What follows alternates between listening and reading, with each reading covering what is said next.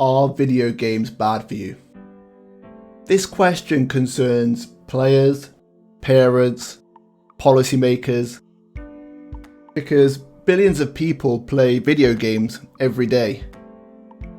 And it's a huge market, estimated at $145 billion a year. To put this in some context, the box office is worth $42 billion a year, and the music industry about $20 billion per year. And what's more, it's growing at nearly 10% a year according to Statista. So understanding how games might help or harm players is a top priority for all. Historically, there has been a lack of accurate behavioural data. Most studies tend to rely on self-reporting, which opens up to bias and is open to interpretation. When I was growing up, people assumed, rightly or wrongly, that video game playing, especially violent games, were linked with aggression and were addictive. Ultimately, a net negative impact on mental health. That was the general perception. The World Health Organization didn't help matters. It adopted a very definitive approach and included gaming disorder in the International Classification of Disease, emphasizing excessive playtime as a necessary component. In contrast though, the US Food and Drug Administration recently approved the so-called serious video game for treatment of children with attention deficit hyperactive disorder, providing some evidence that there are mental health benefits of some kinds of playtime. In September 2019, there was a UK parliamentary publication on immersive and addictive technology. It pointed out that people use the term addictive when referring to video games rather casually, and does not have the same meaning as being addicted to, say, smoking, for example, which actually causes harm. So even if gamers use the term addictive, it doesn't often refer to the experience of harm.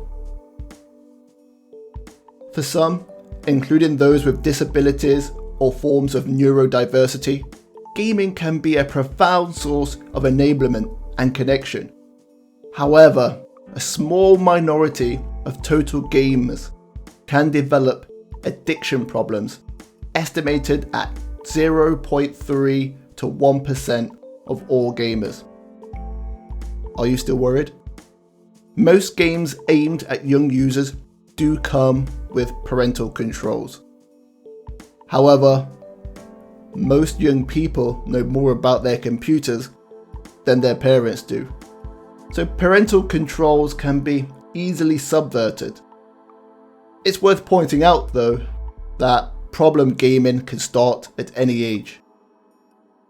More recently, a publication by the Oxford University titled "Video Gameplay is Positive Correlated with Wellbeing."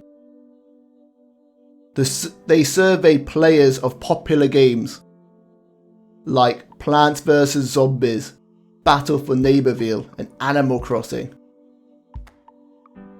measuring their well-being, motivations and need satisfaction during gameplay, and merged their responses with telemetric data, i.e. logged gameplay. Contrary to many fears that excessive playtime will lead to addiction and poor mental health, the Oxford University study found a small positive relation between gameplay and effective well-being. So in conclusion, does gameplay cause harm? The truth is that there is insufficient evidence to say that it does. On a cautionary note, there may be some groups of people with underlying social and behavioural issues that might be at risk. My advice? Take an active interest in the games that your children play, so you can understand what type of games they're playing, who they like to play with, what type of characters they like to select, and you may actually learn something about your children too. So it's a great process. Join in those games, be part of the magic, and make an informed decision. Don't be ignorant of the games that your children are playing. See you on the next one.